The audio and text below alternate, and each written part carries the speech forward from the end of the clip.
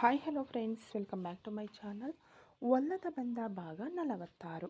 ಅಥರ್ವ ಹಾಲಿನಲ್ಲಿ ಕುಳಿತು ತನ್ನ ದೊಡ್ಡಪ್ಪ ಮತ್ತು ಕುಟುಂಬದವರೊಂದಿಗೆ ಕಚೇರಿಗೆ ಸಂಬಂಧಿಸಿದ ಪ್ರಮುಖ ವಿಷಯಗಳ ಬಗ್ಗೆ ಮಾತನಾಡುತ್ತಿದ್ದನು. ಆಗ ಅಮೃತ ಶಿಲೆ ಹಾಸಿದ ಮೆಟ್ಟಿಲುಗಳ ಮೇಲೆ ತಿಳಿ ನೀಲಿ ಆಕಾಶದಂತೆ ನಕ್ಷತ್ರ ಇಳಿದು ಬರುತ್ತಿರುವುದನ್ನು ನೋಡಿದ ಅವನ ಮನಸ್ಸು ಹಾಗೆಯೇ ಹೆಪ್ಪುಗಟ್ಟಿ ಕಲ್ಲಿನ ಶಿಲ್ಪದಂತಾಯಿತು. ಕಣ್ಣು ಮಿಟುಕಿಸುವುದನ್ನು ಮರೆತು ಕೆಳಗೆ ಇಳಿದು ಬರುತ್ತಿದ್ದ ತನ್ನ ದೇವತೆಯನ್ನು ದಿಟ್ಟಿಸಿ ನೋಡುತ್ತಿದ್ದನು ಅಥರ್ವ. ಅವನ ಕಣ್ಣುಗಳಲ್ಲಿ ಸ್ಪಷ್ಟವಾಗಿ ಕಾಣುತ್ತಿದ್ದ ಆ ಪ್ರೇಮದ ಬೆಂಕಿ ಆಗ ಅಲ್ಲಿಗೆ ಬಂದ ಯಾಶಿಕಾಳಿಗೆ ಹೊಟ್ಟೆಯೊಳಗೆ ಉರಿಯನ್ನು ಉಂಟು ಮಾಡಿತು. ತಕ್ಷಣ ಅವನ ಗಮನವನ್ನು ಬೇರೆಡೆ ಸೆಳೆದು ಆ ದೃಶ್ಯವನ್ನು ತುಂಡರಿಸಬೇಕೆಂಬ ಉದ್ದೇಶದಿಂದ, ಮಾವ, ನನ್ನನ್ನು ಆಫೀಸ್ಗೆ ಬರಲು ಹೇಳಿದಿರಿ, ಅದರ ಬಗ್ಗೆ ಏನೂ ಮಾತನಾಡಲಿಲ್ಲವೇ? ಎಲ್ಲರೂ ಇದ್ದೀರಾ? ಈಗ ಮಾತನಾಡಬಹುದಲ್ಲವೇ ಎಂದಳು ದೃಢವಾದ ಧ್ವನಿಯಲ್ಲಿ.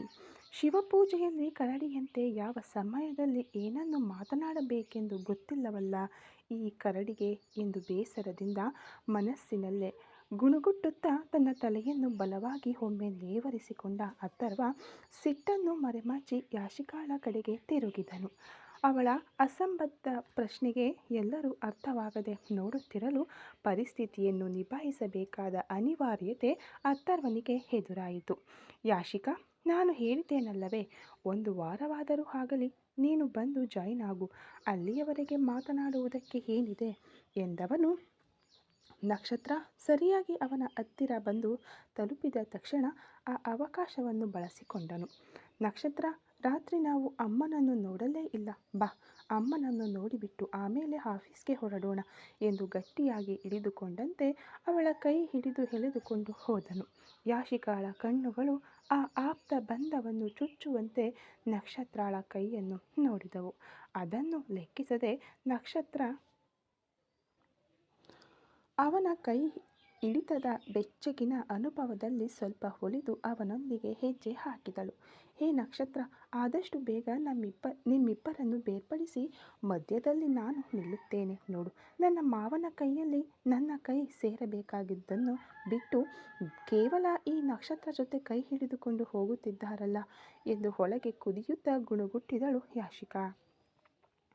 ಅಷ್ಟರಲ್ಲಿ ಅಥರ್ವ, ನಕ್ಷತ್ರ ಇಬ್ಬರು ಶಿವಶಂಕರಿ ಅಮ್ಮನ ಕೋಣೆಗೆ ಹೋದರು. ಅಮ್ಮ ಎಂದ ಅಥರ್ವನ ಧ್ವನಿ ಕೇಳಿದ ತಕ್ಷಣ ಕಣ್ಣು ತೆರೆದ ಶಿವಶಂಕರಿ, ಏನು ಕಂದ, ರಾತ್ರಿ ತುಂಬ ಲೇಟಾಗಿ ಬಂದಿರಾ ಎಂದರು ಪ್ರೀತಿಯಿಂದ. ಹತ್ತಿರ ಬಂದು ಅಮ್ಮನ ಕೈ ಹಿಡಿದು ಕುಳಿತ ಅಥರ್ವ, ಹೌದಮ್ಮ, ಸ್ವಲ್ಪ ಕೆಲಸ ಜಾಸ್ತಿ ಇತ್ತು, ಅದಕ್ಕಾಗಿಯೇ. ನೀವು ಊಟ ಮಾಡಿದಿರಾ ಎಂದನು ಕಾಳಜಿಯಿಂದ. ನಾನು ಊಟ ಮಾಡಿದೆ ಕಂದ, ಅಜ್ಜಿ 8 ಗಂಟೆಗೆ ನನಗೆ ಊಟ ಕೊಟ್ಟರು. ಸರಿ, ನೀವಿಬ್ಬರು ಊಟ ಮಾಡಿಬಿಟ್ಟು ಆಫೀಸಿಗೆ ಹೋಗಿ ಎಂದವರು. ನಕ್ಷತ್ರ ಮೌನವಾಗಿರುವುದನ್ನು ಕಂಡು, ಏನಾಯಿತು ನಕ್ಷತ್ರ, ತುಂಬ ಸೈಲೆಂಟ್ ಆಗಿದ್ದೀಯಾ, ಏನಾದರೂ ಸಮಸ್ಯೆಯಾ ಕಂದ ಎಂದು ವಿಚಾರಿಸಿದರು. ಹತ್ತಿರ ಕುಳಿತವಳು, ಅದೆಲ್ಲ ಏನೂ ಇಲ್ಲ ಅತ್ತೆ, ಯಾವ ಸಮಸ್ಯೆಯೂ ಇಲ್ಲ, ನೀವಿಬ್ಬರು ಮಾತನಾಡುವುದನ್ನು ಕೇಳಿಸಿಕೊಳ್ಳುತ್ತಿದ್ದೆ. ಈಗ ನಿಮಗೆ ಹುಷಾರಾಗಿದೆಯಾ ಅತ್ತೆ ಎಂದು ಕೇಳಿದಳು. ಚೆನ್ನಾಗಿದ್ದೀನಿ ನಕ್ಷತ್ರ, ಆಮೇಲೆ ನಿನ್ನ ಹತ್ತಿರವೇ ಒಂದು ಮುಖ್ಯವಾದ ವಿಷಯ ಮಾತನಾಡಬೇಕೆಂದುಕೊಂಡಿದ್ದೆ. ನೀವು ಆಫೀಸ್ಗೆ ಹೋಗಿ ಬನ್ನಿ, ರಾತ್ರಿ ವಿವರವಾಗಿ ಮಾತನಾಡೋಣ ಎಂದರು. ನಕ್ಷತ್ರ ಮತ್ತು ಅಥರ್ವನಿಗೆ ಒಂದು ರೀತಿಯ ಕುತೂಹಲ ಉಂಟಾಯಿತು. ಏನಿರಬಹುದು ಎಂದು ಯೋಚಿಸಿದವರು, ಅಮ್ಮ, ಪರವಾಗಿಲ್ಲ, ಈಗಲೇ ನೀವು ಮಾತನಾಡಿ, ಒಂದು 10 ನಿಮಿಷ ಆಫೀಸ್ಗೆ ಲೇಟಾಗಿ ಹೋಗುವುದರಿಂದ ಯಾವ ಸಮಸ್ಯೆಯೂ ಇಲ್ಲ ಎಂದು ಅಥರ್ವ ಹೇಳಿದನು. ಇವನ ಹೀಗೆ ಮಾತನಾಡುತ್ತಿರುವುದು ಎಂದು ಶಿವಶಂಕರಿ ಆಶ್ಚರ್ಯದಿಂದ ನೋಡಿದರು. ಸರಿಯಾದ ಸಮಯಕ್ಕೆ ಯಾವಾಗಲೂ ಹೊರಡುವ ಮಗ ಇಂದು ಹೀಗೆ ಮಾತನಾಡುವುದು ಅಚ್ಚರಿಯಾಗಿಯೇ ಇತ್ತು. ನಕ್ಷತ್ರ, ಕಾರ್ತಿಕ ನಕ್ಷತ್ರಕ್ಕೆ ದೇವರಿಗೆ ಬೆಳ್ಳಿ ರಥ ಎಳೆದು ಹರಕೆ ತೀರಿಸುವುದಾಗಿ ನೀನು ಒಪ್ಪಿಕೊಂಡಿದ್ದೆ. ನಿನ್ನ ಹತ್ತಿರ ಏನು ಹೇಳುತ್ತಿದ್ದೇನೆಂದರೆ 1 ವಾರಕ್ಕೆ ಮುಂಚೆಯೇ ನೀನು ಉಪವಾಸ ಇರಬೇಕಂತೆ ಎಂದರು. ಸ್ವಲ್ಪವೂ ಯೋಚಿಸದೆ, ಸರಿ ಅತ್ತೆ, ಸರಿಯಾಗಿ 7 ದಿನ ನಾನು ವ್ರತ ಮಾಡುತ್ತೇನೆ ಅತ್ತೆ ಎಂದಳು ನಕ್ಷತ್ರ. ಅಥರ್ವನೊಳಗೆ ಆ ಕೋಣೆಯೆಲ್ಲ ಅವಳ ಮೇಲಿನ ಪ್ರೀತಿ ಮತ್ತು ಹಕ್ಕು ಬೆರೆತು ತಂಪಾದ ಗಾಳಿ ಬೀಸಿದಂತಾಯಿತು. ಅವಳು ವ್ರತ ಮಾಡುವುದಕ್ಕಾಗಿ ಅಲ್ಲ, ಅವನಿಗಾಗಿ ಇರಲು ಸಿದ್ಧಳಾದ ಆ ಕ್ಷಣಕ್ಕೆ. ಒಳ್ಳೆಯದಮ್ಮ, ನಿನ್ನನ್ನು ತುಂಬ ಕಷ್ಟಪಡಿಸುತ್ತಿದ್ದೇವಾ ಎಂದು ದಣಿದ ಧ್ವನಿಯಲ್ಲಿ ಶಿವಶಂಕರಿ ಕೇಳಿದಾಗ, ಹಾಗೇನೂ ಇಲ್ಲ ಅತ್ತೆ, ದೇವರಿಗೆ ಮಾಡುವುದಲ್ವಾ, ಅದರಿಂದೇನೂ ಸಮಸ್ಯೆ ಇಲ್ಲ ಎಂದಳು. ಸರಿಯಮ್ಮ, ಇಬ್ಬರು ಹೊರಡಿ ಎಂದರು. ಆ ನಂತರ ಇಬ್ಬರು ಹೊರಟರು. ಡೈನಿಂಗ್ ಹಾಲಿಗೆ ಹೋದ ತಕ್ಷಣ ನಕ್ಷತ್ರ ಅಥರ್ವನಿಗೆ ಬಡಿಸಿಬಿಟ್ಟು ಅವಳು ಊಟ ಮಾಡಿದಳು. ಥ್ಯಾಂಕ್ಸ್ ನಕ್ಷತ್ರ ಎಂದು ಅಥರ್ವ ಹೇಳಿದನು. ಯಾಕೆ ಥ್ಯಾಂಕ್ಸ್ ಹೇಳ್ತಾ ಇದ್ದೀರಿ ಸರ್ ಎಂದಳು ಅವಳು. ನಮ್ಮ ಅಮ್ಮನ ಹತ್ತಿರ ನನಗಾಗಿ ವ್ರತ ಮಾಡುತ್ತೇನೆ ಎಂದು ಹೇಳಿದೆಯಲ್ಲ, ಅದೇ ತುಂಬ ಸಂತೋಷವಾಯಿತು ಎಂದಾಗ, ನಾನು ನಿಮಗಾಗಿ ವ್ರತ ಮಾಡುತ್ತೇನೆ ಎಂದು ಹೇಳಲಿಲ್ಲ, ದೇವರಿಗಾಗಿ ವ್ರತ ಮಾಡುತ್ತೇನೆ ಎಂದು ಹೇಳಿದೆ ಎಂದು ದೃಢವಾಗಿ ಹೇಳಿಬಿಟ್ಟು ಈಗ ಊಟ ಮಾಡಲು ಪ್ರಾರಂಭಿಸಿದಳು. ಅದೇ ತಾನೇ, ಇವಳು ತಕ್ಷಣ ಒಪ್ಪಿಕೊಂಡರೆ ಇವಳ ಕಿರೀಟ ಕಳಚಿ ಬೀಳುತ್ತದೆಯಲ್ಲ ಎಂದು ಬಾಯೊಳಗೆ ಗುಣಗುಟ್ಟಿಕೊಂಡು ಅಥರ್ವ ಊಟ ಮಾಡಿದನು. ಇಬ್ಬರು ಊಟ ಮುಗಿಸಿ ಹೊರಗೆ ಬಂದರು.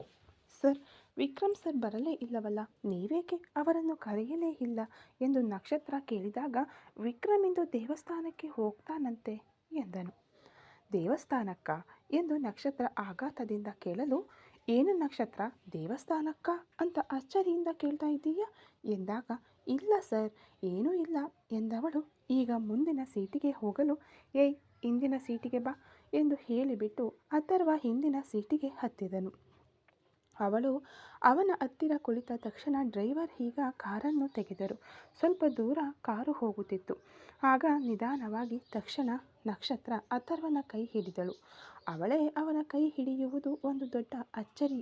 ಅದನ್ನು ಅನುಭವಿಸುತ್ತಾ ಅವಳನ್ನು ನೋಡಿದವನು, ಏನು ನಕ್ಷತ್ರ ಎಂದಾಗ, ನಿಮ್ಮ ಹತ್ತಿರ ಒಂದು ಮುಖ್ಯವಾದ ವಿಷಯ ಹೇಳಬೇಕು, ಆದರೆ ನೀವು ಕೋಪಗೊಳ್ಳಬಾರದು, ಸರಿನಾ ಎಂದಳು. ಹೇಳು ಎಂದಾಗ, ಒಂಟಿಯಾಗಿ ಮಾತನಾಡಬೇಕು ಎಂದಳು. ಓಕೆ ಎಂದವನು, ಡ್ರೈವರ್ ಗಾಡಿ ಬದಿಗೆ ನಿಲ್ಲಿಸು ಎಂದ ತಕ್ಷಣ ಡ್ರೈವರ್ ಬದಿಗೆ ನಿಲ್ಲಿಸಿ ಕಾರಿನಿಂದ ಇಳಿದು ಸ್ವಲ್ಪ ದೂರ ಹೋಗಿ ನಿಂತರು. ಆ ನಂತರ ನಕ್ಷತ್ರ ಮಾತನಾಡಲಾರಂಭಿಸಿದಳು. ದೇವಸ್ಥಾನದಲ್ಲಿ ವಿಕ್ರಮ್ ಸರ್ ಒಬ್ಬ ಹುಡುಗಿಯನ್ನು ನೋಡಿದ್ದಾರಂತೆ. ಆ ಹುಡುಗಿ ಅವರಿಗೆ ತುಂಬ ಇಷ್ಟವಾಗಿದ್ದಾಳಂತೆ. ನೀವು ಸರಿ ಎಂದರೆ ಅವರು ಆ ಹುಡುಗಿಯನ್ನು ಹುಡುಕುತ್ತೇನೆಂದು ಹೇಳಿದರು ಎಂದು ಪ್ರಾರಂಭಿಸುವಾಗಲೇ, ಏನು, ಬೆಳಿಗ್ಗೆ ದೇವಸ್ಥಾನಕ್ಕೆ ಹೋಗಿದ್ದನಾ, ಆಮೇಲೆ ಯಾಕೆ ಈಗ ನನ್ನ ಬಳಿ ದೇವಸ್ಥಾನಕ್ಕೆ ಹೋಗುತ್ತಿದ್ದೇನೆಂದು ಹೇಳಿದ ಎಂದು ಅಥರ್ವ ಆಘಾತದಿಂದ ಕೇಳಲು, ಪ್ಲೀಸ್ ಟೆನ್ಷನ್ ಆಗಬೇಡಿ, ನಾನು ಹೇಳ ಹೊರಟಿರುವುದು ಮುಖ್ಯವಾದ ವಿಷಯ, ಆದರೆ ನೀವು ವಿಕ್ರಮ್ ಸರ್ ಮೇಲೆ ಕೋಪಗೊಳ್ಳಬಾರದು ಎಂದು ಮತ್ತೆ ಅವಳು ಒಂದು ರೀತಿಯ ಭಯದಿಂದ ಒತ್ತಾಯಿಸಿದಳು. ಓಕೆ, ನೀನು ಹೇಳು ನಕ್ಷತ್ರ ಎಂದನು ಅಥರ್ವ ತಾಳ್ಮೆಯಿಂದ. ಆ ಹುಡುಗಿ ಯಾರೆಂದು ಅವರಿಗೆ ಗೊತ್ತಿಲ್ವಂತೆ ಎಂದು ಹೇಳುವಾಗಲೇ ಲಘುವಾಗಿ ನಕ್ಕ ಅಥರ್ವ, ನಕ್ಷತ್ರ, ಅವನು ಮುಂಜಾನೆಯೇ ನಿನ್ನ ಹತ್ತಿರ ಚೆನ್ನಾಗಿ ಆಟವಾಡಿದ್ದಾನೆ, ಅದೇಗೆ ಬೆಳಿಗ್ಗೆ ದೇವಸ್ಥಾನಕ್ಕೆ ಹೋದ ತಕ್ಷಣ ನೋಡಿದ ತಕ್ಷಣ ಲವ್ ಮಾಡಿದ್ದಾನೆಂದರೆ ವಿಕ್ರಮ್ ಆ ಮಟ್ಟಕ್ಕೆ ಹೋಗುವುದಿಲ್ಲ, ನಿನ್ನನ್ನು ಬೇಕಂತಲೇ ಕೀಟಲೆ ಮಾಡಿದ್ದಾನೆ ಅನ್ನಿಸುತ್ತೆ, ನೀನು ಫೂಲಾದೆ ಬಿಡು ಎಂದು ಅಥರ್ವ ಹೇಳಲು, ಆದರೆ ನಿಜವಾಗಿಯೂ ವಿಕ್ರಮ್ ಸರ್ ಆ ಹುಡುಗಿಯನ್ನು ಲವ್ ಮಾಡುತ್ತಿದ್ದಾರೆ, ತಮಾಷೆಯಲ್ಲ ಸರ್, ಅವರು ನನ್ನ ಹತ್ತಿರ ಹೇಳುವಾಗಲೇ ಅವರ ಪ್ರೀತಿ ಅವರ ಕಣ್ಣಿನಲ್ಲಿ ಕಾಣುತ್ತಿತ್ತು ಗೊತ್ತಾ, ನೀವು ಮಾತ್ರ ಸರಿ ಎಂದರೆ ಖಂಡಿತ ಅದು ಯಾರು ಏನು ಎಂದು ಅವರೇ ಹುಡುಕಿಕೊಳ್ಳುತ್ತಾರೆ, ಪ್ಲೀಸ್, ಅವರು ಆ ಹುಡುಗಿಯನ್ನು ತುಂಬ ಲವ್ ಮಾಡ್ತಾ ಇದ್ದಾರೆ, ಆದ್ದರಿಂದ ನೀವೇ ಸ್ವಲ್ಪ ಮನಸ್ಸು ಮಾಡಿ ಅವರನ್ನು ಸೇರಿಸಬೇಕು ಎಂದು ಹೇಳಿ ಮುಗಿಸಿದಳು. ಕಣ್ಣು ಮಿಟುಕಿಸದೆ ತಲೆ ಬಾಗಿ ಅವಳ ಕಣ್ಣುಗಳ ಆಳವನ್ನು ನೋಡುತ್ತಾ ಅವಳನ್ನೇ ನೋಡುತ್ತಿದ್ದನು ಅಥರ್ವ. ಏನು ಸರ್ ಹಾಗೆ ನೋಡುತ್ತಿದ್ದೀರಿ ಎಂದು ನಕ್ಷತ್ರ ಸ್ವಲ್ಪ ತಡಬಡಾಯಿಸುತ್ತಾ ಕೇಳಲು, ನೋಡಿದ ತಕ್ಷಣ ಪ್ರೀತಿಯೇ, ಆಮೇಲೆ ಏನು, ಅದನ್ನು ನಾನು ಒಪ್ಪಿಕೊಳ್ಳಬೇಕಾ ಎಂದು ಸಾಮಾನ್ಯವಾಗಿ ಅಥರ್ವ ಕೇಳಿದನು. ಹೌದು ಸರ್, ನೋಡಿ ಅವರಿಗೆ ಇಷ್ಟವಾಗಿದೆ ಅದಕ್ಕೆ ಎಂದಳು ವಾದಿಸುವ ಧ್ವನಿಯಲ್ಲಿ. ಮೇಡಮ್, ಅದಕ್ಕಾಗಿ ವಿಕ್ರಮ್ಗೆ ಸಪೋರ್ಟ್ ಮಾಡಿ ಅವರ ಪ್ರೀತಿ ಖಂಡಿತ ಗೆಲ್ಲಲೇಬೇಕಾ ಎಂದು ಮತ್ತೆ ಅಥರ್ವ ಕೇಳಿದನು. ಹೌದು ಸರ್, ವಿಕ್ರಮ್ ಸರ್ ಮುಖದಲ್ಲಿ ಅಂತಹ ಒಂದು ಫೀಲ್ ಇದುವರೆಗೆ ನಾನು ನೋಡಲೇ ಇಲ್ಲ. ಆ ಹುಡುಗಿಯ ಬಗ್ಗೆ ಮಾತನಾಡುವಾಗ ಅವರು ಎಷ್ಟು ಖುಷಿಯಿಂದ ಹೇಳಿದರು ಗೊತ್ತಾ, ತುಂಬ ಕಾನ್ಫಿಡೆಂಟ್ ಆಗಿದ್ದಾರೆ, ಖಂಡಿತ ಹುಡುಕಿಕೊಳ್ಳುತ್ತಾರೆ, ನೀವು ಮಾತ್ರ ಅವರಿಗೆ ಓಕೆ ಅಂತ ಹೇಳಿಬಿಡಿ ಎಂದಳು. ಇಂದು ಬೆಳಿಗ್ಗೆ ದೇವಸ್ಥಾನಕ್ಕೆ ಹೋಗಿದ್ದಾನೆ, ಒಬ್ಬ ಹುಡುಗಿಯನ್ನು ನೋಡಿದ್ದಾನೆ, ಆ ಹುಡುಗಿಯನ್ನು ಲವ್ ಮಾಡ್ತೀನಿ ಅಂತ ನಿನ್ನ ಹತ್ತಿರ ಹೇಳಿದ ತಕ್ಷಣ ಹಾಗೆ ಮೇಡಮ್ ಕರಗಿ ಅವನ ಪ್ರೀತಿಗೆ ಸಪೋರ್ಟ್ ಮಾಡ್ತಾ ಇದ್ದೀರಲ್ಲ. ಒಬ್ಬ 2 ವರ್ಷಗಳಿಂದ ನಿನ್ನನ್ನೇ ನೆನೆದು ಕರಗುತ್ತಿದ್ದೀನಿ. ನಿನ್ನನ್ನು ನೋಡಿದ ಮೇಲೂ ನೀನು ಮನಸಾರೆ ನನ್ನನ್ನು ಒಪ್ಪಿಕೊಳ್ಳದೆ ನಾನು ನಿನ್ನನ್ನು ಫೋರ್ಸ್ ಮಾಡಬಾರದೆಂದು ದೂರವಿದ್ದೆ. ಹಾಗಿರುವವನು ನಿನ್ನ ಬಳಿ ಪ್ರೀತಿಯನ್ನು ಹೇಳಿದರೂ ನೀನು ಒಪ್ಪಿಕೊಂಡೆಯಾ ಹಾಂ ಎಂದು ಹುಬ್ಬೇರಿಸಿ ಅವಳನ್ನು ನೋಡಿದವನು ಇಲ್ಲವಲ್ಲ. ಆಮೇಲೆ ಇಂದು ನೋಡಿದ ತಕ್ಷಣ ಲವ್ ಮಾಡಿದ ವಿಕ್ರಮ್ಗೆ ಮಾತ್ರ ನಾನು ಯಾಕೆ ಒಪ್ಪಿಗೆ ಸೂಚಿಸಬೇಕು ಎಂದು ಕೇಳಿದನು ದೃಢವಾದ ಧ್ವನಿಯಲ್ಲಿ. ಸರ್, ನಮ್ಮ ವಿಷಯ ಬೇರೆ, ಅವರ ವಿಷಯ ಬೇರೆ ಎಂದು ಅವಳು ಅಸ್ಪಷ್ಟ ರೀತಿಯಲ್ಲಿ ಹೇಳಲು, ಇಲ್ಲಿ ನೋಡು, ನಮ್ಮ ವಿಷಯವಾದರೂ ಅವನ ವಿಷಯವಾದರೂ ಎರಡೂ ಪ್ರೀತಿಗೆ ಸಂಬಂಧಿಸಿದ್ದೆ. ನೀನು ಯಾವಾಗ ನನ್ನ ಪ್ರೀತಿಯನ್ನು ಅರ್ಥ ಮಾಡಿಕೊಂಡು ಓಕೆ ಎಂದು ಹೇಳುತ್ತೀಯೋ ಆಗ ವಿಕ್ರಮ್ ಪ್ರೀತಿಯ ಬಗ್ಗೆ ನಾನು ಯೋಚಿಸುತ್ತೇನೆ ಎಂದವನು ಸ್ವಲ್ಪವೂ ತಡ ಮಾಡದೆ ಡ್ರೈವರ್ಗೆ ಕರೆ ಮಾಡಲು ಈಗ ತಕ್ಷಣ ಬಂದ ಡ್ರೈವರ್ ಕಾರನ್ನು ತೆಗೆದರು. ಇಬ್ಬರೂ ಆಫೀಸ್ಗೆ ಹೋದರು. ಕಾರು ನಿಂತ ತಕ್ಷಣ ಅಥರ್ವ ಅವಳನ್ನು ಲೆಕ್ಕಿಸದೆ ಒಳಗೆ ಹೋದನು. ಅವಳು ತನಗೆ ಸಿಕ್ಕಿದ ಶಾಕ್ ಟ್ರೀಟ್ಮೆಂಟನ್ನು ಜೀರ್ಣಿಸಿಕೊಳ್ಳಲಾಗದೆ ಹೋಗುತ್ತಿರುವ ಅವನನ್ನೇ ದಿಟ್ಟಿಸಿ ನೋಡಿದಳು. ಇವಳಿಗಂತೂ ಶಾಕ್ ಟ್ರೀಟ್ಮೆಂಟ್ ಸರಿಯಾಗಿರುತ್ತದೆ, ಏನು ಮಾಡುತ್ತಾಳೆ ನೋಡೋಣ ಎಂದು ಯೋಚಿಸುತ್ತಲೇ ಅಥರ್ವ ಲಿಫ್ಟ್ ಒಳಗೆ ನುಗ್ಗಿ ಅವನ ಕೋಣೆಗೆ ಹೋಗಿಬಿಟ್ಟನು. ನಕ್ಷತ್ರ ಒಂದು ರೀತಿಯ ತವಕದಿಂದ ಲಿಫ್ಟ್ ಒಳಗೆ ನುಗ್ಗಿದಳು. ಅದೇ ವೇಳೆಯಲ್ಲಿ ವಿಕ್ರಮ್ ತನ್ನ ಕಾರನ್ನು ತೆಗೆದುಕೊಳ್ಳದೆ ತನ್ನ ಬೈಕ್ ತೆಗೆದುಕೊಂಡು ತನ್ನ ದೇವತೆಯ ಫೋಟೋವನ್ನು ತೆಗೆದುಕೊಳ್ಳುವುದಕ್ಕಾಗಿ ದೇವಸ್ಥಾನಕ್ಕೆ ಹೋಗುತ್ತಿದ್ದನು. ಅದೇ ವೇಳೆಯಲ್ಲಿ ಮಾಯಾ ಒಂದು ಸ್ಕೂಟಿಯಲ್ಲಿ ಬರುತ್ತಿದ್ದಳು. ಸರಿಯಾಗಿ ಸಿಗ್ನಲ್ನಲ್ಲಿ ವಿಕ್ರಮ್ ಬೈಕ್ ನಿಲ್ಲಿಸಲು ಅದಕ್ಕೆ ಎದುರಾಗಿ ಸಿಗ್ನಲ್ನಲ್ಲಿ ಮಾಯಾ ಸ್ಕೂಟಿಯಲ್ಲಿ ನಿಂತಿದ್ದಳು.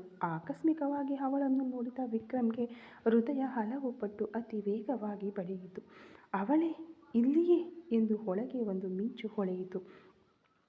ಸಿಗ್ನಲ್ ಬದಲಾದ ತಕ್ಷಣ ವಿಕ್ರಮ್ ಅವಳನ್ನು ಹಿಂಬಾಲಿಸಿದನು.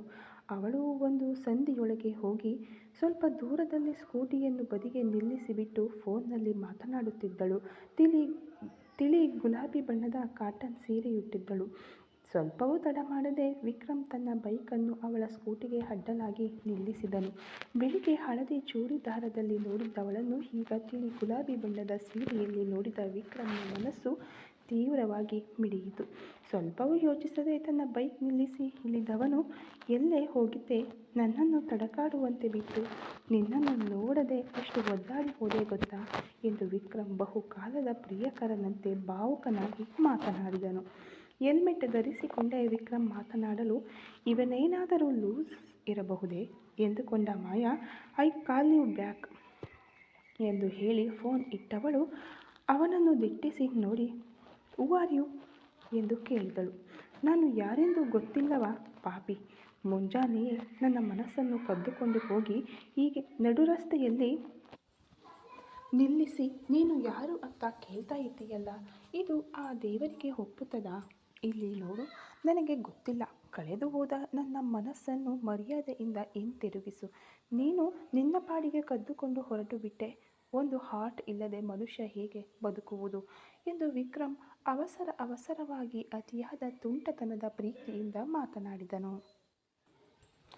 ಅವನ ಧ್ವನಿಯಲ್ಲಿ ಇವನು ಬೆಳಿಗ್ಗೆ ದೇವಸ್ಥಾನದಲ್ಲಿ ನೋಡಿದವನು, ತನ್ನ ಮನಸ್ಸನ್ನು ಇಷ್ಟು ಹೊತ್ತು ಆಕ್ರಮಿಸಿಕೊಂಡಿದ್ದವನು ಎಂದು ಮಾಯಾ ಮನಸ್ಸಿನಲ್ಲೇ ನಕ್ಕುಕೊಂಡಳು. ಹೋ, ಲವ್ ಮೂಡ್ನಲ್ಲಿ ಇದ್ದಾನೆ ಅನ್ನಿಸುತ್ತೆ. ಬೆಳಿಗ್ಗೆ ಮಾತ್ರವೇ ನೋಡಿದ್ದು. ಇವನು ಯಾರೆಂದೇ ತಿಳಿಯದೆ ನಾನು ಇವನ ಬಳಿ ಹೇಗೆ ಮಾತನಾಡಲು ಸಾಧ್ಯ? ಆದರೂ ತುಂಬ ಸ್ಮಾರ್ಟ್ ಆಗಿದ್ದಾನೆ. ನನಗೂ ಇವನ ಬಗ್ಗೆ ತಿಳಿದುಕೊಳ್ಳಬೇಕು ಅನ್ನಿಸ್ತಾ ಇದೆಯಲ್ಲ ಎಂದು ಯೋಚಿಸಿದವಳು ತನ್ನ ನಿಜವಾದ ಗುರುತನ್ನು ಮರೆಮಾಚಲು ನಿರ್ಧರಿಸಿದಳು. ಅವಳು ಒಂದು ದೊಡ್ಡ ಇಂಡಸ್ಟ್ರೀಸ್ ಮಾಲೀಕಳು ಮತ್ತು ಸುಪ್ರೀಂ ಕೋರ್ಟ್ ಲಾಯರ್ ಆದಿಶೇಷನ್ ಅವರ ಮಗಳು. ಆದರೆ ಅವಳ ಬಳಿ ಇರುವ ಸ್ಕೂಟಿ ಅವಳ ಮನೆಯಲ್ಲಿ ಕೆಲಸ ಮಾಡುವ ಸೆಕ್ಯೂರಿಟಿಯದ್ದು. ಅದನ್ನೇ ಈಗ ಬಳಸಿಕೊಂಡಿದ್ದಳು. ಈಗ ತನ್ನ ಹೆಲ್ಮೆಟ್ ಕಳಚಿಬಿಟ್ಟು ಸ್ಟೈಲ್ ಆಗಿ ತನ್ನ ಕೈ ಬೆರಳುಗಳಿಂದ ಕೂದಲನ್ನು ಸರಿಪಡಿಸಿಕೊಂಡವನನ್ನು ನೋಡಿ, ಹಲೋ, ನೀವು ಯಾರು? ಯಾಕೆ ಸುಮ್ಮನೆ ನನ್ನ ಹತ್ತಿರ ಖ್ಯಾತಿ ತೆಗೆಯುತ್ತಿದ್ದೀರಾ? ಬೆಳಿಗ್ಗೆ ಏನೋ ದೇವಸ್ಥಾನಕ್ಕೆ ಬಂದು ಬೇಡಿಕೊಂಡೆ. ಆ ಹರಕೆ ಸಂಪೂರ್ಣವಾಗಿ ಈಡೇರುವ ಮುನ್ನವೇ ನೀವೇ ಎದುರು ಬಂದು ಡಿಕ್ಕಿ ಹೊಡೆದು ಹರಕೆಯನ್ನು ಹಾಳು ಮಾಡಿದಿರಿ. ಈಗ ನೋಡಿದರೆ ಹೀಗೆ ರಸ್ತೆಯಲ್ಲಿ ಅಡ್ಡ ಬಂದು ಜಗಳವಾಡುತ್ತಿದ್ದೀರಿ. ನಮ್ಮ ಅಪ್ಪನಿಗೆ ಗೊತ್ತಾದರೆ ದೊಡ್ಡ ಸಮಸ್ಯೆಯಾಗುತ್ತದೆ. ಅದಕ್ಕೆ ಸುಮ್ಮನೆ ಹೊರಡಿ ಎಂದು ಅವಳು ಸ್ವಲ್ಪ ಭಯಪಟ್ಟಂತೆ ಮಾತನಾಡಿದಳು. ಯಾರಮ್ಮ ನಿಮ್ಮ ಅಪ್ಪ? ಹೇಳು. ನೇರವಾಗಿ ಬಂದು ನನ್ನ ಮಾವನ ಹತ್ತಿರ ನಾನು ಹೆಣ್ಣು ಕೇಳುತ್ತೇನೆ. ನನಗೆ ನೀನು ತುಂಬ ಇಷ್ಟವಾಗಿದೆ. ನಿನ್ನ ಹೆಸರು, ನೀನು ಯಾರು, ಏನು ಓದ್ತಾ ಇದೀಯಾ, ಎಲ್ಲಿದ್ದೀಯಾ, ನಿನ್ನ ಹಿನ್ನೆಲೆ ಯಾವುದೂ ನನಗೆ ಗೊತ್ತಿಲ್ಲ. ಆದರೆ ಸತ್ಯವಾಗಿ ಹೇಳುತ್ತಿದ್ದೇನೆ, ನಿನ್ನನ್ನು ನಾನು ತುಂಬ ಲವ್ ಮಾಡುತ್ತೇನೆ. ಇದುವರೆಗೆ ನನ್ನ ಲೈಫ್ನಲ್ಲಿ ಸಾಕಷ್ಟು ಹುಡುಗಿಯರ ಹತ್ತಿರ ಮಾತನಾಡಿದ್ದೇನೆ ಫ್ರೆಂಡ್ಲಿಯಾಗಿ. ಆದರೆ ನನ್ನ ಹಾರ್ಟ್ ಟಚ್ ಮಾಡಿದ್ದು ಮೊದಲ ಬಾರಿಗೆ ನೀನೊಬ್ಬಳೆ. ನನ್ನಿಂದ ಈ 2 ಗಂಟೆಯನ್ನು ನಿಭಾಯಿಸಲು ಆಗಲಿಲ್ಲ. ನಿನ್ನ ಹೆಸರೇನು ಅಂತ ಹೇಳು ಎಂದನು. ಆ ಸೆಕ್ಯೂರಿಟಿಯ ಮಗಳ ಹೆಸರು ಮಧುಮಿತಾ. ಅದನ್ನು ಮನಸ್ಸಿನಲ್ಲಿ ನೆನೆದು, ನನ್ನ ಹೆಸರು ಮಧುಮಿತಾ. ನಮ್ಮ ಅಪ್ಪ ಒಬ್ಬ ಲಾಯರ್ ಮನೆಯಲ್ಲಿ ಸೆಕ್ಯೂರಿಟಿಯಾಗಿ ಕೆಲಸ ಮಾಡುತ್ತಿದ್ದಾರೆ. ನಾನು BSc ಮುಗಿಸಿಬಿಟ್ಟು ಕೆಲಸ ಹುಡುಕುತ್ತಿದ್ದೇನೆ. ನಿಮಗೆ ಹೀಗೇನು ಸಮಸ್ಯೆ? ನಿಮ್ಮನ್ನು ನೋಡಿದರೆ ಏನೋ ಶ್ರೀಮಂತ ಮನೆಯ ಹುಡುಗನಂತೆ ಕಾಣಿಸ್ತಾ ಇದ್ದೀರಾ. ನಿಮ್ಮ ಆಟಗಳಿಗೇನು ನಾವು ತಕ್ಕವರಲ್ಲ ಎಂದು ಅವಳು ಸ್ವಲ್ಪ ಆತಂಕದಿಂದ ಮಾತನಾಡುವಂತೆ ನಟಿಸಿದಳು. ಸರಿ ಆಯಿತು, ಮಿಡಲ್ ಕ್ಲಾಸ್ ಹುಡುಗಿಯಾ? ಓಕೆ, ನಾವು ಹಾಗೆಯೇ ಅಂದುಕೊಂಡೆವು, ತಪ್ಪಿಲ್ಲ. ಅಪ್ಪರ್ ಕ್ಲಾಸ್ನಲ್ಲಿ ಹುಟ್ಟಿದ್ದರಿಂದ ಏನನ್ನು ಸಾಧಿಸಿದ್ದೇವೆ. ಕೋಟ್ ಸೂಟ್ ಹಾಕಿಕೊಂಡು ಒಂದು ಕಾರ್ಪೊರೇಟ್ ರೋಬೋಟ್ ತರಹ ಸುತ್ತಾಡುತ್ತಿದ್ದೇವೆ. ಈ ಜೀವನಕ್ಕೆ ಇವಳು ಪಾರ್ಟ್ನರ್ ಆಗಿ ಸಿಕ್ಕರೆ ಸಖತ್ ಎಂಜಾಯ್ಮೆಂಟ್ ಇರುತ್ತದೆ. ಆದರೆ ನಾನು ವರ್ಮನ್ ಗ್ರೂಪ್ ಕಂಪನಿಯ CEO ಮತ್ತು MD ಅಥರ್ವನ ತಮ್ಮ ಎಂದು ಮಾತ್ರ ಗೊತ್ತಾದರೆ ಇವಳು ಹೆದರಿಕೊಂಡು ಓಡಿ ಹೋಗುತ್ತಾಳೆ. ಅದಕ್ಕೆ ನಾವು ಅವಳ ಲೆವೆಲ್ಗೆ ಇಳಿದು ಹೋಗಬೇಕು, ಆಗಲೇ ಕರೆಕ್ಟ್ ಮಾಡಲು ಸಾಧ್ಯ ಎಂದು ಮನಸ್ಸಿನಲ್ಲೇ ವೇಗವಾಗಿ ಪ್ಲ್ಯಾನ್ ಮಾಡಿದನು ವಿಕ್ರಮ್. ಏನು ಯೋಚಿಸುತ್ತಿದ್ದೀರಾ ಎಂದು ಅವಳು ಕೇಳಿದಳು. ಅದೇ, ಹೋಗಮ್ಮ ನೀನೊಬ್ಬಳು, ನಾನೇನೋ ಸ್ವಲ್ಪ ಮೈಬಣ್ಣ ಬೆಳ್ಳಗೆ ಹುಟ್ಟಿಬಿಟ್ಟೆ. ನೀನೇ ನೋಡಿದೆಯಲ್ಲ, ಒಂದು ಕಾಂಟ್ಯಾಕ್ಟ್ ಲೈನ್ಸ್ ಕೂಡ ಹಾಕಲು ಆಗದೆ ಸೋಡಾ ಬಾಟಲಿಯಂತಹ ಕನ್ನಡಕ ಹಾಕಿಕೊಂಡಿದ್ದೇನೆ ನೋಡು. ಒಂದು ಪ್ಯಾಷನ್ ಫ್ರೋ ಇಟ್ಟುಕೊಂಡಿದ್ದೇನೆ. ಇದನ್ನೇ ಡ್ಯೂ ಹಾಕಿ ಖರೀದಿಸಿದ್ದೇನೆ. ನನ್ನ ಹೆಸರು ವಿಘ್ನೇಶ್. ಎಲ್ಲರೂ ಶಾರ್ಟಾಗಿ ವಿಕ್ ಅಂತ ಕರೆಯುತ್ತಾರೆ. ನಮ್ಮ ಅಪ್ಪ ತೀರಿಕೊಂಡರು. ನನಗೆ ಅಮ್ಮ ಮತ್ತು ಅಣ್ಣ ಮಾತ್ರ ಇರುವುದು. ಅಣ್ಣ ಅತ್ತಿಗೆ ಲೈಫ್ ಸೆಟಲ್. ನಾನು ಒಂದು ಕಂಪನಿಯಲ್ಲಿ ವರ್ಕ್ ಮಾಡುತ್ತಿದ್ದೇನೆ. ನನ್ನ ಕೈಲಾದದ್ದು ಒಂದು 10ಕ್ಕೆ 16 ಬೆಡ್ರೂಮ್, ಒಂದು 10ಕ್ಕೆ 10 ಕಿಚನ್, ಒಂದು ಹಾಲ್. ಇದೇ ನನ್ನ ಮನೆ. ಅದು ಒಂದೇ ರೂಮ್ ಇರುವುದರಿಂದ ನನ್ನ ಅಣ್ಣ ಅತ್ತಿಗೆ ಅದರಲ್ಲಿದ್ದಾರೆ. ನೀನು ಅಂದುಕೊಂಡ ಹಾಗೆ ನಾನು ರೌಡಿ ಅಲ್ಲ, ನಾನು ತುಂಬ ಮುಗ್ಧ. ಅದಕ್ಕೆ ನೀನು ಮಾತ್ರ ನನಗೆ ಓಕೆ ಮಾಡು. ಕಷ್ಟಪಟ್ಟು ಮುಂದೆ ಬಂದು ನಮಗಾಗಿ ಟೆರೆಸ್ ಮೇಲೆ ಇನ್ನೊಂದು ರೂಮ್ ಹಾಕಿ ನಿನ್ನ ಕುತ್ತಿಗೆಗೆ ತಾಳಿ ಕಟ್ಟಿ ನಿನ್ನನ್ನು ಕರೆದುಕೊಂಡು ಹೋಗುತ್ತೇನೆ ಎಂದು ಒಟ್ಟಾರೆ ಪ್ಲ್ಯಾನ್ ಹೇಳಿ ಮುಗಿಸಲು ಅವಳು ಆಶ್ಚರ್ಯದಿಂದ ಅವನನ್ನು ನೋಡಿದಳು. ಹೇಗೂ ಒಂದು ಕಾರ್ಪೊರೇಟ್ ಪ್ರಪಂಚದಲ್ಲಿ ಯಂತ್ರದಂತೆ ಸುತ್ತುತ್ತಿದ್ದೇವೆ. ಒಂದು ಚೇಂಜ್ ಸಿಗುತ್ತದೆ. ಇವನು ತುಂಬ ಒಳ್ಳೆಯವನಾಗಿದ್ದಾನೆ. ಇನ್ನೂ ಹೇಳಬೇಕೆಂದರೆ ಬಿಸ್ನೆಸ್ ಅಂತ ಓಡದೆ ನನ್ನನ್ನು ತುಂಬ ಚೆನ್ನಾಗಿ ನೋಡಿಕೊಳ್ಳುತ್ತಾನೆ ಅನ್ನಿಸುತ್ತೆ. ಆದರೆ ಇವನ ಕ್ಯಾರೆಕ್ಟರ್ ತಿಳಿಯದೆ ನಿರ್ಧಾರ ಮಾಡಲು ಸಾಧ್ಯವಿಲ್ಲ. ಆದರೆ ಅವನು ಮಾತನಾಡುವುದನ್ನು ನೋಡಿದರೆ ತುಂಬ ಜಾಲಿಯಾದ ಕ್ಯಾರೆಕ್ಟರ್ ತರಹ ಇದೆ. ಚೆನ್ನಾಗಿಯೇ ಇದೆ. ನನಗೆ ಇಷ್ಟವಿಲ್ಲದವರ ಬಳಿ ನಾನು 2 ನಿಮಿಷ ಕೂಡ ಮಾತನಾಡುವುದಿಲ್ಲ. ಇವನ ಹತ್ತಿರ ಇಷ್ಟು ಹೊತ್ತು ಮಾತನಾಡಿದ್ದೇನೆ ಅಂದರೆ ಇವನು ನನಗೆ ಇಷ್ಟವಾಗಿದ್ದಾನೆ ಅಂತ ತಾನೇ ಅರ್ಥ. ಸರಿ, ಹಾಗೆಯೇ ಫ್ರೆಂಡ್ಲಿಯಾಗಿ ಬೆರೆತು ನೋಡೋಣ ಎಂದು ಯೋಚಿಸಿದವಳು, ಓಕೆ ಬಾಸ್, ನಿಮ್ಮ ಫೋನ್ ನಂಬರ್ ಕೊಡಿ ಎಂದು ಅವಳು ಕೇಳಿದಳು. ಹಾಂ, ನನ್ನ ಫೋನ್ ನಂಬರ್ ಕೊಟ್ಟರೆ ಮೇಲ್ ID ಹೆಸರು ತೋರಿಸಿಬಿಡುತ್ತದಲ್ಲ, ಅದರಲ್ಲಿ ವರ್ಮನ್ ಗ್ರೂಪ್ ಅಕೌಂಟ್ಸ್ ತೋರಿಸಿಬಿಡುತ್ತದೆ. ಸಂಪೂರ್ಣವಾಗಿ ಸಿಕ್ಕಿಬೀಳುತ್ತೇವೆ ಎಂದು ಯೋಚಿಸಿದವನು, ಸಾರಿ ಚೆಲುವೆ, ನನ್ನ ಬಳಿ ಇರುವುದು ಒಂದು ಬಟನ್ ಫೋನ್ ಅಷ್ಟೇ. ಆ ನಂಬರ್ ನಿಮ್ಮ ಹತ್ತಿರ ಕೊಟ್ಟು ಉಪಯೋಗವೇ ಇಲ್ಲ. ಇವತ್ತು ಸಾಲ ಮಾಡಿಯಾದರೂ ಒಂದು ಟಚ್ ಮೊಬೈಲ್ ಖರೀದಿಸಿಬಿಟ್ಟು ನಿಮಗೆ ನಾನು ನಂಬರ್ ಕೊಡುತ್ತೇನೆ. ನೀವು ನಿಮ್ಮ ನಂಬರ್ ಕೊಡಿ, ನಾನು ಕಾಲ್ ಮಾಡುತ್ತೇನೆ ಎಂದನು. ಸರಿಯಾಯಿತು, ನನ್ನ ನಂಬರ್ ಕೊಟ್ಟರೆ ಸಿಕ್ಕಿಬೀಳುತ್ತೇನೆ. ವಾಟ್ಸಪ್ ಸ್ಟೇಟಸ್ನಿಂದ ಹಿಡಿದು ನನ್ನ ಅಕೌಂಟ್ ಎಲ್ಲದರಲ್ಲೂ ಮಾಯಾ ಇಂಡಸ್ಟ್ರೀಸ್ ಅಂತ ಇರುತ್ತದಲ್ಲ. ಬೇಡ, ನಾನು ಇಷ್ಟು ದೊಡ್ಡ ಕಂಪನಿಯ CEO ಅಂತ ಗೊತ್ತಾದರೆ ಇವನು ತಿರುಗಿ ಕೂಡ ನೋಡುವುದಿಲ್ಲ ಎಂದು ಯೋಚಿಸಿದವಳು, ಇಲ್ಲ, ಇದು ನನ್ನ ಆಫೀಸ್ ಫೋನ್. ಇದನ್ನು ಪರ್ಸ್ನಲ್ಗೆ ಯೂಸ್ ಮಾಡಬಾರದು. ನನ್ನ ಫೋನ್ ಮನೆಯಲ್ಲಿದೆ. ನಾನು ನಿಮ್ಮ ಹತ್ತಿರ ನಂಬರ್ ಕೊಟ್ಟರೆ ನಮ್ಮ ಅಮ್ಮ ಅಟೆಂಡ್ ಮಾಡುತ್ತಾರೆ. ದೊಡ್ಡ ಸಮಸ್ಯೆಯಾಗಿ ಬಿಡುತ್ತದೆ. ಒಂದು ಕೆಲಸ ಮಾಡೋಣ, ಬೆಳಿಗ್ಗೆ ನಾವು ದೇವಸ್ಥಾನದಲ್ಲಿ ಭೇಟಿಯಾದ ಹಾಗೆ ಇವತ್ತು ಶಾರ್ಪ್ ಆಗಿ 7 ಗಂಟೆಗೆ ನಾನು ದೇವಸ್ಥಾನಕ್ಕೆ ಬರುತ್ತೇನೆ. ನೀವು ಬನ್ನಿ, ಅಲ್ಲಿಯೇ ನಾವು ಮಾತನಾಡೋಣ ಎಂದಳು.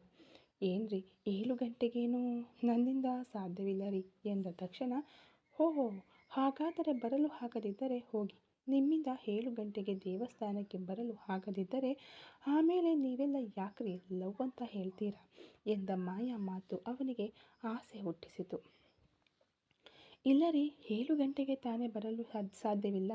ಆದರೆ 6 ಗಂಟೆಗೆ ನಾನು ಅಲ್ಲಿ ಬಂದು ಕುಳಿತಿರುತ್ತೇನೆ. ದಯವಿಟ್ಟು ನೋಡಿ, ಸ್ವಲ್ಪ ದೊಡ್ಡ ಮನಸ್ಸು ಮಾಡಿ ಬೇಗ ಬನ್ನಿ. ಒಂದು 8 ಗಂಟೆವರೆಗೂ ನಾವು ನಿಧಾನವಾಗಿ ನಮ್ಮ ಲೈಫ್ ಬಗ್ಗೆ ಮಾತನಾಡೋಣ ಎಂದು ಅವನು ಗೋಗರೆಯಲು, ನೀವು ತುಂಬ ಇಂಟ್ರೆಸ್ಟಿಂಗ್ ಕ್ಯಾರೆಕ್ಟರ್. ನಿಮ್ಮ ಹತ್ತಿರ ಮಾತನಾಡಿದರೆ ಮನಸ್ಸಿಗೆ ತುಂಬ ರಿಲ್ಯಾಕ್ಸ್ ಆಗಿರುತ್ತದೆ. ನಿಮಗೆ ಒಂದು ವಿಷಯ ಗೊತ್ತಾ? ನನಗೆ ಇಷ್ಟವಿಲ್ಲದಿದ್ದರೆ ಅವರ ಹತ್ತಿರ ಒಂದು ನಿಮಿಷ ಕೂಡ ನಾನು ಮಾತನಾಡುವುದಿಲ್ಲ. ನನ್ನ ಕ್ಯಾರೆಕ್ಟರ್ ಹಾಗೆ. ಏನೋ ಗೊತ್ತಿಲ್ಲ, ನಿಮ್ಮ ಹತ್ತಿರ ಮಾತನಾಡಿದರೆ ತುಂಬ ರಿಲ್ಯಾಕ್ಸ್ ಅನ್ನಿಸುತ್ತಿದೆ. ನಾನು ಶಾರ್ಪಾಗಿ 7 ಗಂಟೆಗೆ ಬಂದು ಬಿಡುತ್ತೇನೆ. ಅದಕ್ಕೂ ಮುನ್ನ ನಾನು ಬರುವುದು ಸ್ವಲ್ಪ ಕಷ್ಟ. ಅದಕ್ಕಾಗಿ ನೀವು ಬೇಗ ಬಂದು ವೆಯ್ಟ್ ಮಾಡುವುದು ಬೇಡ. ಶಾರ್ಪಾಗಿ 7 ಗಂಟೆಗೆ ಬನ್ನಿ ಸಾಕು ಎಂದಳು. ನಿಮ್ಮನ್ನು ನಾನು ಹೇಗೆ ಕರೆಯುವುದು ಎಂದು ವಿಕ್ರಮ್ ಮತ್ತೆ ಕೇಳಲು, ಅದೇ ಹೇಳಿದೆನಲ್ಲ ಮಾಯಾ ಎಂದವಳು ನಾಲಿಗೆ ಕಚ್ಚಿಕೊಂಡು ಮಧುಮಿತಾ ಎಂದು 2 ವಿಧವಾಗಿ ಹೆಸರನ್ನು ವಿಭಜಿಸಿ ಹೇಳಿದಳು. ಅದೇನು ಮಾಯಾ ಎಂದಾಗ, ನನ್ನ ಹೆಸರು ಮಧುಮಿತಾ, ಶಾರ್ಟಾಗಿ ಮಾಯಾ ಅಂತ ಕರೆಯುತ್ತಾರೆ ಎಂದಳು. ಏನ್ರಿ, ಮಧುಮಿತಾ ಅಂತ ಹೇಗೆ ನೋಡಿದರೂ ಮಾಯಾ ಅದಕ್ಕೂ ಮ್ಯಾಚ್ ಆಗುವುದೇ ಇಲ್ಲವಲ್ಲ, ಯಾಕೆ ಎಂದನು ವಿಕ್ರಮ್. ಅದಾ, ನಮ್ಮ ಅಪ್ಪ ನನಗೆ ಮಧುಮಿತಾ ಅಂತ ಹೆಸರಿಟ್ಟರು. ನಮ್ಮ ಅಮ್ಮ ನನಗೆ ಯಾಮಿನಿ ಅಂತ ಹೆಸರಿಡಬೇಕೆಂದು ಆಸೆ ಪಟ್ಟರಂತೆ. ಆದ ಕಾರಣ ಅವರು ಆ ಹೆಸರಿಡಲು ಆಗದ ಕಾರಣ ಆ ಯಾ ಯನ್ನು ಜೊತೆಗೆ ಸೇರಿಸಿ ಮಾಯಾ ಅಂತ ಇಬ್ಬರೂ ಕರೆಯುತ್ತಾರೆ ಎಂದು ನಿಭಾಯಿಸಿದವಳು. ಸರಿ, ನಾನು ಹೊರಡುತ್ತೇನೆ. ಆಫೀಸ್ಗೆ ಟೈಮ್ ಆಯಿತು. ಲೇಟಾಗಿ ಹೋದರೆ ಓನರ್ ಬೈಯುತ್ತಾರೆ ಎಂದಳು. ಆಫೀಸ್ಗಾ? ಏನ್ರಿ, ಸ್ವಲ್ಪ ಹೊತ್ತಿನ ಮುಂಚೆ ತಾನೇ BSc ಮುಗಿಸಿಬಿಟ್ಟು ಕೆಲಸ ಹುಡುಕುತ್ತಿದ್ದೇನೆ ಅಂತ ಹೇಳಿದಿರಿ. ಆಮೇಲೆ ನಿಮ್ಮ ಕೈಯಲ್ಲಿರುವ ಮೊಬೈಲ್ ಆಫೀಸ್ ಮೊಬೈಲ್ ಅಂತ ಹೇಳಿದಿರಿ. ಈಗ ಆಫೀಸ್ಗೆ ಹೋಗುತ್ತಿದ್ದೇನೆ ಅಂತ ಹೇಳ್ತಿದ್ದೀರಾ. ನಿಜ ಹೇಳಿ, ಕೆಲಸ ಹುಡುಕುತ್ತಿದ್ದೀರಾ ಅಥವಾ ಕೆಲಸ ಮಾಡುತ್ತಿದ್ದೀರಾ ಎಂದು ವಿಕ್ರಮ್ ನೇರವಾಗಿ ಕೇಳಿದನು. ನಾನು BSc ಓದಿದ್ದೇನೆ. ನನಗೆ ಕೆಲಸ ಸಿಗಲಿಲ್ಲ. ನಾನು ಒಂದು ಜೆರಾಕ್ಸ್ ಅಂಗಡಿಯಲ್ಲಿ ಕೆಲಸ ಮಾಡುತ್ತಿದ್ದೇನೆ. ಅದು ಅಂಗಡಿಯ ಮೊಬೈಲ್. ಅಲ್ಲಿ ಕೆಲಸ ಮಾಡುವವರದ್ದು ಎಂದು ಸಂಭಾಳಿಸಿದಳು. ಬನ್ನಿ, ನಾನು ನಿಮ್ಮನ್ನು ಡ್ರಾಪ್ ಮಾಡಿ ಬರುತ್ತೇನೆ ಎಂದನು. ಪ್ಲೀಸ್, ನನ್ನ ಕೆಲಸ ಹೋದರೆ ಎಲ್ಲವೂ ಖಾಲಿಯಾಗಿ ಬಿಡುತ್ತದೆ. ದಯವಿಟ್ಟು ನೀವು ಹೊರಡಿ ಎಂದಳು. ಇಲ್ಲ ರೀ, ಹಾಗೆಯೇ ನಿಮ್ಮನ್ನು ಹೇಗೆ ಬಿಟ್ಟು ಹೋಗುವುದು? ಹಾಗೆ ನಿಮ್ಮ ಜೊತೆ ಬಂದ ನಾನು ಎಂದಾಗ, ಅಯ್ಯೋ ಪ್ಲೀಸ್ ರೀ, ಹೀಗೆಲ್ಲ ಮಾಡಿದರೆ ಆಮೇಲೆ ನಾನು ನಿಮಗೆ ಬ್ರೇಕಪ್ ಮಾಡಿ ಹೊರಟು ಬಿಡುತ್ತೇನೆ ಎಂದಳು. ಹಲೋ, ನಾನು ತಾನೇ ನಿಮ್ಮ ಹತ್ತಿರ ಐ ಲವ್ ಯು ಹೇಳಿದ್ದು. ನೀವು ನನಗೆ ತಿರುಗಿ ಐ ಲೈಕ್ ಯು ಅಂತ ಕೂಡ ಹೇಳಿಲ್ಲ. ಅದಕ್ಕೂ ಮುಂಚೆಯೇ ಬ್ರೇಕಪ್ ಮಾಡುತ್ತೇನೆ ಅಂತ ಹೇಳ್ತಿದ್ದೀರಲ್ಲ ಎಂದು ಅವನು ಮುಗ್ಧವಾಗಿ ಕೇಳಲು, ನಾನು ನಿಮ್ಮ ಮೀಟಿಂಗನ್ನು ಬ್ರೇಕಪ್ ಮಾಡುತ್ತೇನೆ ಅಂತ ಹೇಳಿದ್ದು ಎಂದು ಮೆಲ್ಲನೆ ನಕ್ಕವಳು. ಓಕೆ, ನೀವು ಹೊರಡಿ ಎಂದಳು. ಖಂಡಿತ ನಾನು ಹೊರಡಬೇಕಾ ಎಂದು ಹಂಬಲದಿಂದ ಕೇಳಿದನು ವಿಕ್ರಮ್. ಆಗ ಮಾತ್ರ ನಾನು ದೇವಸ್ಥಾನಕ್ಕೆ ಬರುತ್ತೇನೆ, ಇಲ್ಲದಿದ್ದರೆ ಬರುವುದಿಲ್ಲ ಎಂದು ಅವಳು ಹೇಳಲು, ಸರಿ, ನಾನು ಹೋಗಿ ಬರುತ್ತೇನೆ ಎಂದು ಹೇಳಿ, ಸರಿ, ನಾನು ಆಫೀಸ್ಗೆ ಹೋಗುತ್ತೇನೆ, ಬಾಯ್ ಎಂದು ಹೇಳಿಬಿಟ್ಟು ಹೋದನು ವಿಕ್ರಮ್. ಅವನು ಹೋದ ಮೇಲೆ ದೊಡ್ಡ ಬಿರುಗಾಳಿ ಮಳೆ ಬಂದು ನಿಂತಂತೆ ಭಾಸವಾಯಿತು ಮಾಯಾಗೆ. ಏನೆಲ್ಲ ಮಾತನಾಡುತ್ತಾನೆ? ನನಗೆ ಸ್ವಲ್ಪ ಹೊತ್ತಿನಲ್ಲಿ ಆತಂಕವಾಗಿ ಬಿಟ್ಟಿತು. ತುಂಬ ಕಷ್ಟವೇ ಅನ್ನಿಸುತ್ತದೆ. ಆದರೆ ಅವನ ಬಳಿ ಮಾತನಾಡಿದರೆ ಮನಸ್ಸಿನಲ್ಲಿರುವ ಭಾರವೆಲ್ಲ ಕಡಿಮೆಯಾಗುತ್ತದೆ. ಸ್ವಲ್ಪ ಹೊತ್ತಿನಲ್ಲೇ ನಾನು ಯಾರು ಎಂಬುದನ್ನೇ ನಾನು ಮರೆತು ಬಿಟ್ಟೆ. ಓಕೆ, ಇವನೊಂದಿಗೆ ಸ್ವಲ್ಪ ದಿನ ಬೆರೆತು ನೋಡೋಣ. ಓಕೆ ಅಂದರೆ ಮನೆಯಲ್ಲಿ ಮಾತನಾಡಿ ಮದುವೆಗೆ ಏರ್ಪಾಡು ಮಾಡೋಣ ಎಂದು ಮನಸ್ಸಿನಲ್ಲಿ ಅಂದುಕೊಂಡವಳು ಮೃದುವಾದ ಮಗುಳ್ನಗೆಯೊಂದಿಗೆ ತನ್ನ ಹೆಲ್ಮೆಟ್ ಧರಿಸಿಕೊಂಡು ಈಗ ಸ್ಕೂಟಿಯಲ್ಲಿ ಹೊರಟಳು. ಅವಳಿಗೆ ಈಗ ಒಂದೇ ಒಂದು ನೆನಪು ಬಂದಿತು. ಬೆಳಿಗ್ಗೆ ಅವಳು ಕಾರು ತೆಗೆಯಲು ಹೋದಾಗ ಅವಳ ಕಾರು ಸ್ಟಾರ್ಟ್ ಆಗಲಿಲ್ಲ. ಇವತ್ತು ಮುಖ್ಯವಾದ ಮೀಟಿಂಗ್ ಇದೆ, ಇವತ್ತೇ ನೋಡಿ ಹೀಗೆ ಸತಾಯಿಸುತ್ತಿದ್ದೆಯಲ್ಲ ಎಂದು ಕೋಪಗೊಂಡವಳು ಅಲ್ಲಿದ್ದ ಸೆಕ್ಯೂರಿಟಿಯ ಬಳಿ ಹೇಳಿಬಿಟ್ಟು ಅವರ ಸ್ಕೂಟಿಯನ್ನು ತೆಗೆದುಕೊಂಡು ಹೊರಟಿದ್ದಳು. ಈಗ ಅದನ್ನು ನೆನಪಿಸಿಕೊಂಡು ನಿಟ್ಟುಸಿರು ಬಿಟ್ಟಳು. ಒಳ್ಳೆಯದಾಯಿತು, ಕಾರಿನಲ್ಲಿ ಬಂದಿದ್ದರೆ ದೊಡ್ಡ ಶ್ರೀಮಂತ ಹುಡುಗಿ ಅಂತ ಅಂದುಕೊಳ್ಳುತ್ತಿದ್ದ. ಹೆಚ್ಚಾಗಿ ಮಿಡಲ್ ಕ್ಲಾಸ್ ಹುಡುಗರು ಶ್ರೀಮಂತ ಹುಡುಗಿಯರನ್ನು ನೋಡಿದರೆ ಹೆದರಿ ದೂರವಾಗುತ್ತಾರೆ. ಏನೇ ಆಗಲಿ ಇವನ ಜೊತೆ ಬೆರೆತು ನೋಡಿಬಿಟ್ಟು ನಮ್ಮ ಲೈಫ್ಗೆ ಓಕೆ ಎನಿಸಿದರೆ ಮದುವೆಯಾಗಬಹುದು. ಯಾವಾಗಲೂ ಸೀರಿಯಸ್ ಆಗಿರುವ ಈ ಕಾರ್ಪೊರೇಟ್ ಪ್ರಪಂಚದಲ್ಲಿ ಅದಕ್ಕೆ ಸಂಬಂಧಪಟ್ಟ ಒಬ್ಬನನ್ನು ಕೂಡ ಮೀಟ್ ಮಾಡಲೇಬಾರದು. ಸಾಕು, ನಾನು ಅದರೊಳಗೆ ಸಿಕ್ಕಿ ಹಾಕಿಕೊಂಡು ಪಟ್ಟ ಕಷ್ಟ ಸಾಕು. ನನ್ನ ಗಂಡನಾದರೂ ಫ್ರೀ ಮೈಂಡ್ ಆಗಿ ರಿಲ್ಯಾಕ್ಸ್ ಆಗಿ ಒಂದು ಮಿಡಲ್ ಕ್ಲಾಸ್ ಫ್ಯಾಮಿಲಿಯವನಾಗಿರಲಿ. ಅಲ್ಲಿ ಸಿಗುವ ನೆಮ್ಮದಿ ಈ ಕೋಟಿಗಳನ್ನು ಸುರಿದು ಕೊಟ್ಟರೂ ಸಿಗುವುದಿಲ್ಲ ಎಂದು ಯೋಚಿಸಿದಳು. ಈಗ ತನ್ನ ಆಫೀಸ್ ಕಡೆಗೆ ಹೊರಟಳು. ಅವಳ ಬೈಕ್ ನಂಬರ್ ಇಟ್ಕೊಂಡು ಅಡ್ರೆಸ್ ಕಂಡು ಹಿಡಿದು ಬಿಟ್ಟನು ವಿಕ್ರಮ್. ಈ ಕತೆ ಇನ್ನು ಮುಂದುವರಿಯುವುದು. Thank you so much.